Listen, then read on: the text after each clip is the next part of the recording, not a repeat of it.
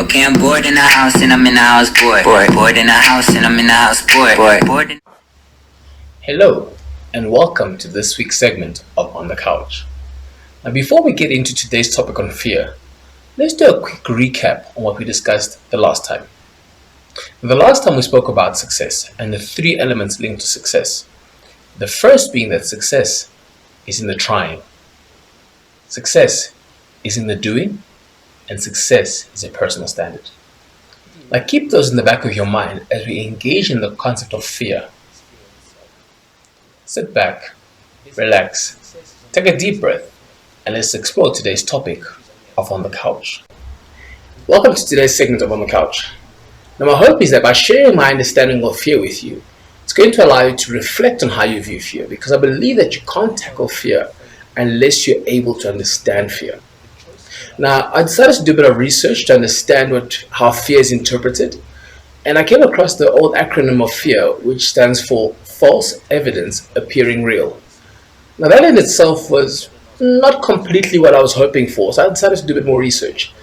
I looked at the psychology behind fear, and what was very common was the idea that fear is seen as having two components, one being a physical one and the other being an emotional one. Evolutionary, the idea of fear through a physical response was seeing that those who had the right kind of fear would live longer. So when exposed or presented with danger, the body would respond by pushing out or pumping out increased amounts of adrenaline, more sweating, and increasing heart rate, and that would result in being more alert and triggering either a fight or flight response. Now, from an emotional point of view, which is something I think is worth focusing on and dwelling on in this segment, is that fear, like happiness, is impacted by our surrounding, by how we grew up, but it's also a state of mind. And so I'd like to focus on that as a way of saying how you interpret fear is also how you deal with fear. Now, from an emotional point of view, I do understand that there are those who have psychological issues and psychiatric issues, and those are the kind of people I believe that need to seek help.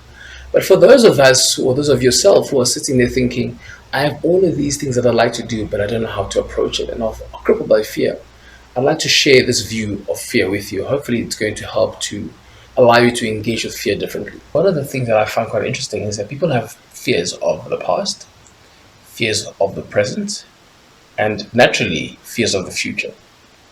Now, from a fear of the past, I've often spoken to people who have said, I think my mistakes of the past are going to come back and bite me. The mistakes I made before will come back and bite me now. And then there are those who are afraid in the present who are saying, the choices that I'm making now, I'm afraid will lead me into bad situations in the future. And in light of our current economic uncertainty, it's easy to feel like you're saying, well, listen, in the future, I don't know what's going to happen, so I'm fearful of that future, of that unknown future. So, fear itself is natural. The way we engage with fear is where I think it becomes a little bit unnatural. There are some who engage in fear where they desire to overcome it and say, okay, I'm scared of heights, I'm going to jump out of a plane to overcome my fears.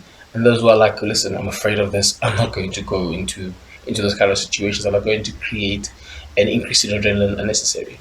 Hence, we often hear of adrenaline junkies, and there are those who are completely fear averse. Now, fear in itself manifests in all kinds of ways, and I came across an acronym that I really liked to describe fear. It's either seen as forget everything and run, or face everything and rise. Now, that speaks into the choice element of fear, where fear is either you react positively to it or you react negatively to it. Either you're going to fear, basically run, or you're going to rise. Roosevelt once said, the only thing we have to fear is fear in itself. They say that success is on the other side of fear, or victory is on the other side of fear. In order to be victorious, you need to be willing to overcome your fear.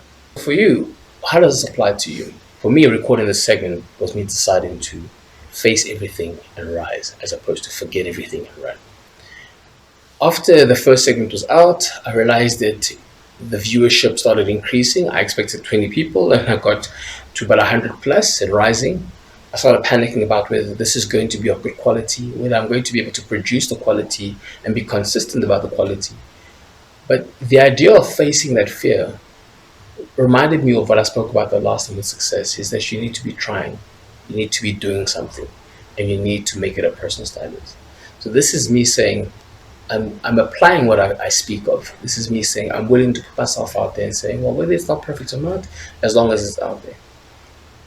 Question becomes the question that comes to mind is, what are you dealing with? Where is your fear? What do you need to decide on at this junction of life? Are you going to forget everything and run? Or are you going to face everything and rise? The choice ultimately is yours.